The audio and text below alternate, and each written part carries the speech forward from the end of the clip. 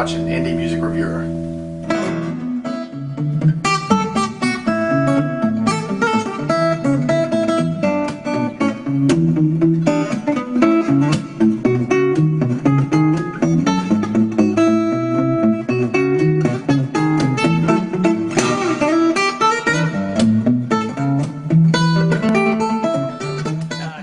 Is one of our winners of the Indie Acoustic issue that we have coming out June 4th. Congratulations, Shaun. We appreciate it. You were actually in the top 5 of our artists. Very cool, happy to have you here. Thank you very much for taking the time being here today.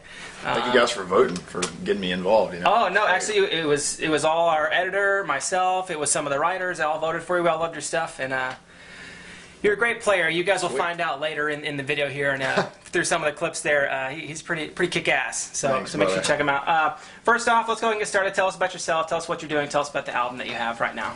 Well, I play guitar. I travel. You know, I like to play shows for people that listen to music. I got a record out. I got a DVD out. The album's all original music. The DVD is mostly original with just a couple covers, like some Stevie Wonder, because he's one of my favorite artists, and a Leonard Cohen too, because Leonard Cohen's my favorite songwriter. So, yeah, that's just my thing. I go around, try to open up for big acts that have large followings, or headlining shows if I can get folks to a show, and just connect with an audience through music and guitar playing. And you're completely independent, or you have a label?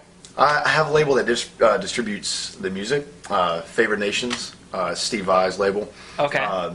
They just kind of help distribute it digitally through Amazon and iTunes and all that stuff, and CD Baby.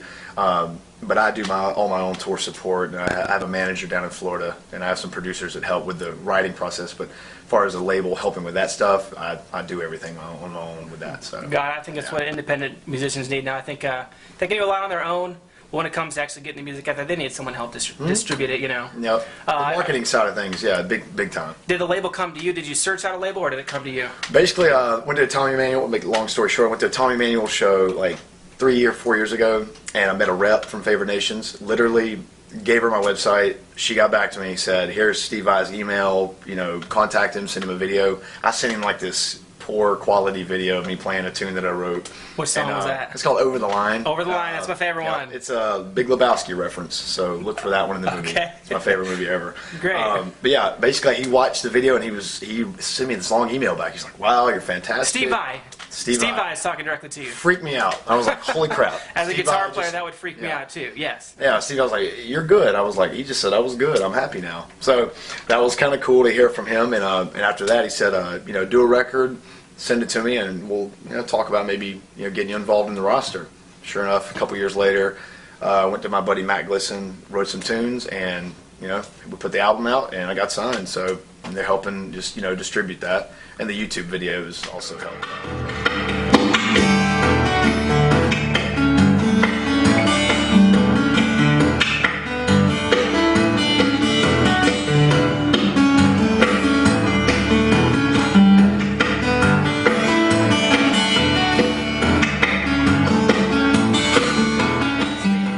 This year alone has been so many dreams come true already for me. Like open for B.B. King in January at a 3,000 seat venue. 2 weeks later, I play for Stevie Wonder himself, and there's a video on YouTube of that. Like I'm sitting there playing for Stevie Wonder. He's 4 feet away from me at NAMM, and I'm sitting there playing his music for him. So that was freaky and amazing at the same time. And then just a few weeks ago, I opened for the Gypsy Kings at Ruth Eckerd Hall down in Clearwater, Florida. That's a 2,500 seat venue. Ended up being like the first opening act to get a standing ovation there, so that was cool. So all kind of stuff's been happening lately, and then come to find out, one of my YouTube videos is kind of starting to go viral. It's up to like 500,000 views now. Wow. Yeah, a company called True Fire Productions is really working with me now for really. What's True Fire Productions? Just a video crew? Yep, it's a company out of St. Petersburg, Florida that they do incredible video production for musicians. Is that the videos that are on your website too? Yep. Okay, There's videos on my website. Some were done by Casey Grillo, he's the drummer for Camelot, and some were done by True Fire. Before we continue too much here, let's tell them where they can get your music at. Oh, you just go to ShaunHopper.com. ShaunHopper.com. Go to CD Baby, type in Shaun Hopper. Go to Amazon.com, type in Shaun Hopper. Just do a search on Google and it'll pop up. Great. Yeah. On Monday, Shaun has agreed to actually give a track away for free until July 4th. So all the way up until Independence Day, for 30 days, you can get a free track. It's Traveling Battle Cat. Traveling Battle Cat. Tell us about that song. It's just a crazy, aggressive finger-picking tune. I got the influence from, again, my buddy Matt Glisson. He's this incredible, progressive, like, prog rock metal writer, along with, like, crazy orchestration and just horn sections in his music. He's got incredible ideas. And there's some clips of him on your YouTube channel, right? Guys, check it. Yeah, Matt Glisson, go ahead.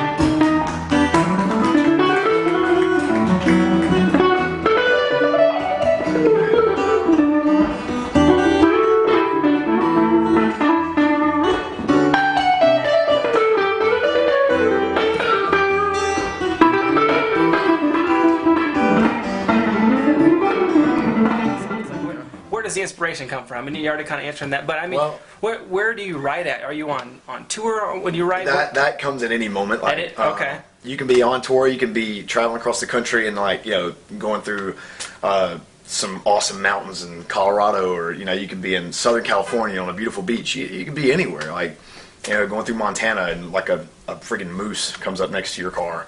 You can just get inspired to want to write something anywhere. So. Yeah, down in Florida, I wrote "Singing Through the Storm" sitting on a beach in Treasure Island. You know, just with the storm actually forming, like, around me, and just the theme came in my head. So now, a lot of your stuff I mean, all of it right now is instrumental, right? But yeah, I've got some. My next record will have, like, maybe 3 or 4 tunes with vocal, some lyrics. I've spent a couple years writing after relationship with a girl. You know, one of those. Yeah, I was with this chick, and, you know, ended up writing some tunes, and again, I went to my buddy Matt. He helped produce it and write, and they got another record coming out soon that'll have some vocal stuff on it, as well as more instrumental tunes as well. So. Okay, so the question I was getting to was, you know, I think some people have a problem, especially writers. You know, a lot of our audience is going to be other musicians just like yourself. Yep. Maybe not as good as you. Well, it's all relative. Like, you're right. It's all relative. Good, bad, like, you're good songwriting, good melodies, whatever. But a lot of people would I know Justin Bieber than me. A lot of people, you know, like, relate words to emotions, and whereas what you're doing right now, it's the melodies, the actual music to emotions. You know, like, what are we hearing in your music? Like, when you write, is there something specific you're trying to achieve, or is it going to be? Well, you know, tell me about that. That universal language of melody, like, when it comes to and when you're not hearing a lyric to persuade your emotion in one direction or the other, when it's just a note followed with a chord, a beautiful chord, or an aggressive chord, whatever's going on there, like, the listener can receive that however they want, as opposed to, like, okay, I heard a lyric, you know, it says, like, oh, I cared about her so much, oh, I cared about her so much. Like, you're putting in perspective what you want that listener to hear, you know, what you're singing about, which is cool. Like, Leonard Cohen does it the best with his stories, you know. But when it's just a melody, though, they can form in their head how it makes them feel, whatever lyrics they hear. Like, there's something beautiful about that when it comes to instrumental tunes. And one of the coolest tunes I ever heard, many instrumentals that I listen to, but one, Tommy Emmanuel wrote a song called Lewis and Clark. Yes, I know it. Oh, man. Just, like, you listen to that, I was driving through out west, and I popped that tune on, because I remember he told the story how he wrote it. You know, about the American West and when it was, you know, just forming back in the day. And I listened to it going through these mountains, and it's incredible. It's like a journey. So you form in your head, you paint the picture in your head with just hearing the note and the beautiful chords change under a flowing melody. So just really inspired me after Michael Hedges and Don Ross. I heard those guys. It's like, I think I want to, you know, I want to do this, you know. Well, it's great what you're doing. The emotion definitely comes through, and you're exactly right. As I'm listening, and I think as our readers will be listening, you'll see, you know, different emotions will come to you.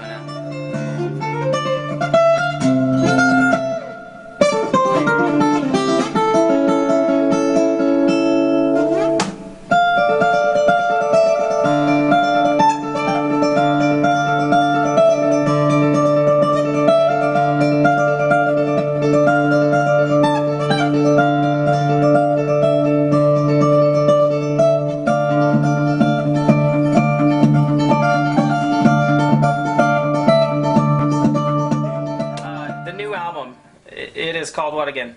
Oh, the one that my debut album that's out now is called Lowercase Letters. It's actually you had another one right before there. Did you just that was a demo? Some stuff? That was a demo called Once Written. I recorded that after I lived in Atlanta for probably like 3 years ago. I lived in Atlanta for a little while, and I played at Eddie's Attic songwriter competition. I ended up winning, and I went to the finals, the biannual shootout, and I was the only instrumentalist in the whole thing. Everybody else was a vocalist. 25 acts, and I got down to the final round. And Eddie comes up and he's like, nobody's ever done this before without singing. Never has anybody went this far in this competition without singing. And I was like, well, I'm honored. I'm like, it's amazing that I'm able to be a part of this. So I didn't win. I got beat out in the last round by a girl named Adrienne. She was amazing. And but out of it, I won some studio time, went and made that demo. Once written, 5 tunes that I had, again, that my buddy Matt helped me write. And after that... So the Attic is really what propelled you to do what you're doing now. Essentially, I got that songwriting competition really got me inspired, like people responding to my melodies. So you might want to say thank you to Eddie. Hey, Eddie Owen, thanks a lot, brother. I hope you see this. I haven't seen you in forever, and I hope I get to play your new venue soon. So... awesome. That's cool. That's an interesting story. Well, Eddie was great. He gave me a chance in Atlanta, and it springboarded onto other things. So I got that demo, and that led to other things, and eventually I got to record a full-length album. And now I've got Lowercase Letters is the one that's on the label. And I've got a DVD out now called The String Poet, which is a title off my album, with some videos of some percussive type tunes with some crazy style that I like people to actually see and hear. Mm-hmm. As opposed to just, I can hear a guitar and some melody and some beats going on. Sometimes people might think there's a conga player playing with you. When they see that you're doing everything, it's a whole new visual effect that they enjoy. So that's cool. Oh yeah, it's a lot of fun too. I'm very interested to hear the vocals. Are you singing tonight? You're playing tonight. I'll probably sing 1 or 2 songs tonight. I got just a couple renditions of tunes I like to do, some cover songs as well as some originals. So I always read the audience to see. If it's a real listening type audience, I'll get them quiet and I'll play them I'll play some aggressive stuff, get them hyped up, and then bring them right down and play them. I'll sing a tune for them, play them an original, tell them a story, then pick it right back up. But it all depends on the audience. So yeah, you just got to read them.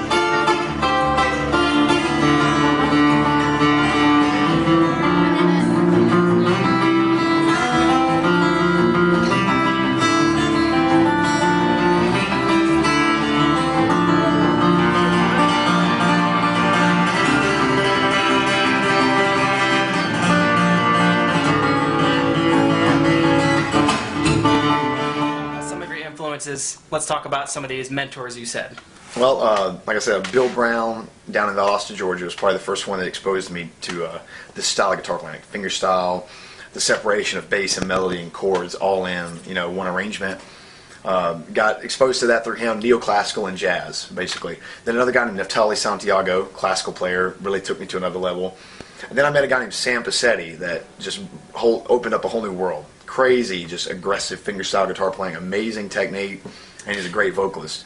And just people along the way, Tommy Emmanuel, Don Ross, Martin Taylor, Matt Glisson, John Lieberman, Michael Marth. I got so many of them. Don't forget anybody. Adam Rafferty. Did I say Martin Taylor? Which is a funny name for a guitar player, but it's very it's true. Real. Martin Taylor, great jazz guitar player. Pete Huttlinger. The list just Michael Hedges. The list goes on and on and on. This is something I always love to ask because I know when you start young like that, your influences change. Who did you like when you were 10? Who were you listening to? Who was your influences then? Silverchair and Nirvana. Yep. I remember buying Frog Stomp and just skateboarding around, listening to it over and over. And then of course Nirvana. The first thing I ever learned on guitar was the bass line to Polly. And I was so amazed that I'd play that over and over for 10 hours a day. Oh, that's every little kid. They're just practicing the same thing. They want to be Kurt Cobain up on stage. Yep. Well, let's go through some of the live questions there. Tell us about your guitars, who you're sponsored by. This is Martin Guitar. This is a Martin OMC. These guys started sponsoring me a year ago. Met Chris Martin himself, and he just walked up to me at a venue and said, "Hey, are you're the guy in the posters?" I said, "Yeah, what's up, man?" He goes, "Well, I'm Chris Martin with Martin Guitars," and I was like, wow. Oh, give me a second. I lost it, dude. I was like, holy crap, dude, it's Chris Martin from Martin Guitars. I was freaking out. And he heard me play, and he was very impressed, and he said, "I'd like to work with you." And then come to find out later, it was kind of cool. It was very flattering to find out that I was the first artist that he handpicked. Most of the time, an artist gets discovered through artist relations, which is cool. You get work with Martin is great, and I was the first one that he selected like himself. He's like, I want to sponsor this guy. Congratulations, like, that's really cool. That'd be great. So they're in the works right now. They're making me a signatured model Shaun Hopper Martin guitar. I'm excited to get that. Hopefully it'll have a little grasshopper on the Guys, you knew him before he was famous here. He's on his way. Give it up for Shaun Hopper. Okay, so you got some other things. So, I mean, you brought in a compact mobile 2, an AER. Is this another thing you're sponsored by? Yep, AER is a German company. Amazing product. The compact mobile. It's a 60-watt amplifier that's battery powered. You can charge this thing up like previous recordings and take it out anywhere, and just it's got wonderful reverb, a great EQ, great components, just incredible stuff. So it's AER. They call themselves the acoustic people. So if you're looking for acoustic tone, AER is the way to go. Yeah. Got it. What about anything else? One of the questions that I had. It seems it would be tough to get your sound, but it just appears to be a mic sometimes when I see your stuff on stage. Is there also a preamp? Are you plugged in direct? These are for the guitar gear guys. I know we have them. There's a preamp in the guitar. Pickup up under the saddle, bolted, magnetic pickup with piezo's that pick up each individual string to give me a very balanced tone, string to string, because I'm using every string as doing another part in the song. So I need each one of them to cut through the mix very even. And there is a microphone as well for any kind of percussion. I want that to thunder through the mix, but not be overpowering. So it's all got to balance very nicely. And as far as any stage monitor stuff, I'll use this AER with a powered sub next to me to fill my sound up that I need to hear. Of course. I'll send a line out to the PA, and then a sound guy will dial in my tone out front. And all I need is a touch of reverb, and that's it. Just go with it, yeah. Easy sound. Sometimes I use a volume pedal to get like a Tim Reynolds type a swelling effect, like a violin expression. That's another guitar player I want to thank is Tim Reynolds for letting me tour with him and open up for him so many times. Thank you, Tim. You're awesome. But yeah, that's really it. It's very minimal. Sometimes I use a Bose L1 if it's a gig I have control of the sound over. Bring in the Bose system. I can dial it in. It's got a nice parametric EQ. Just plug into it, dial in your sound, go. Make sure it sounds clean and even for your audience, because they're going to hear the melody and you want them to get involved, so you got to draw them in with that melody. Cool. Yeah. I'm sure our guitar gearheads will like that.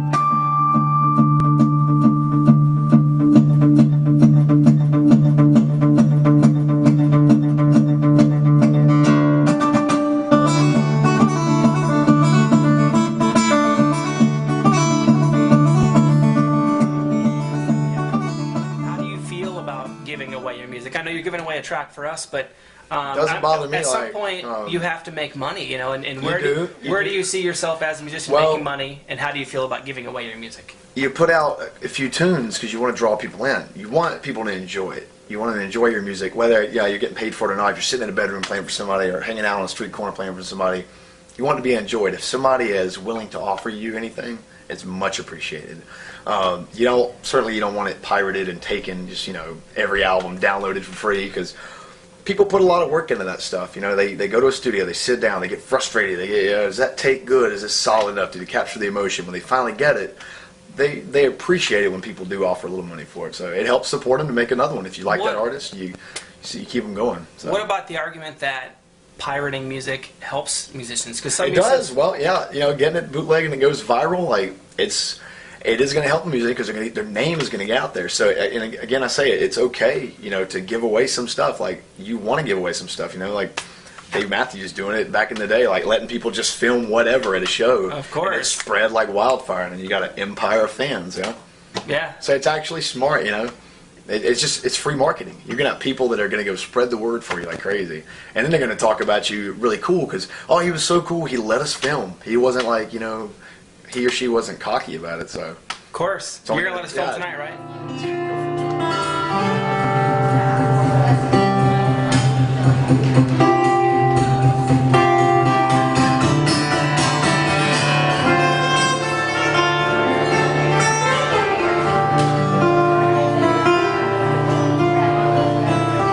What are you listening to right now?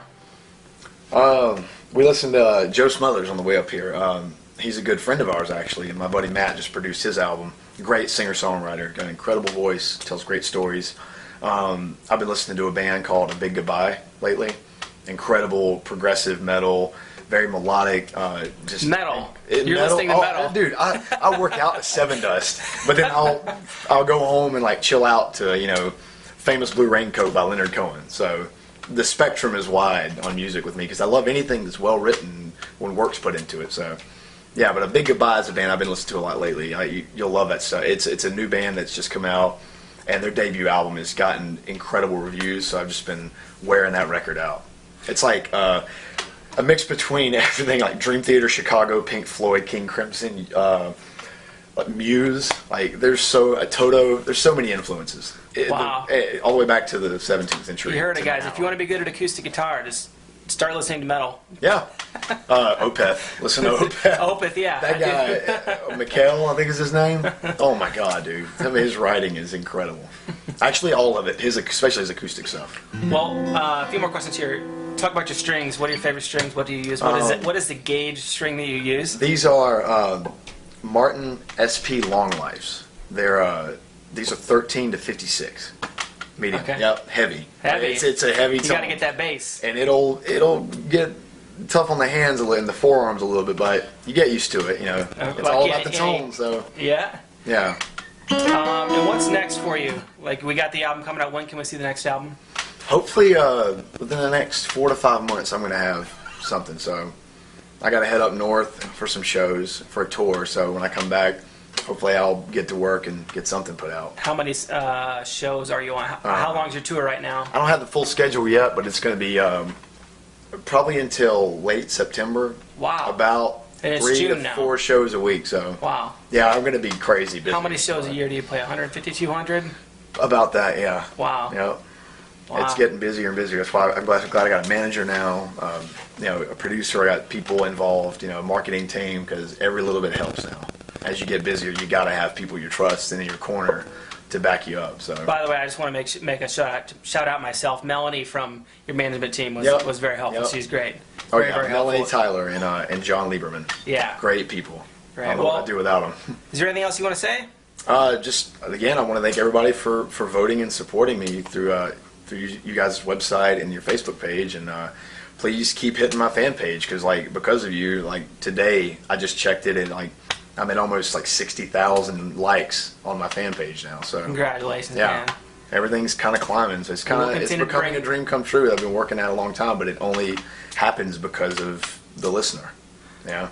Well, guys, make sure you go get his album, Lowercase Letters. Check it out at ShaunHopper.com. Say goodbye to your new fans, Shaun. See you guys. Thank you.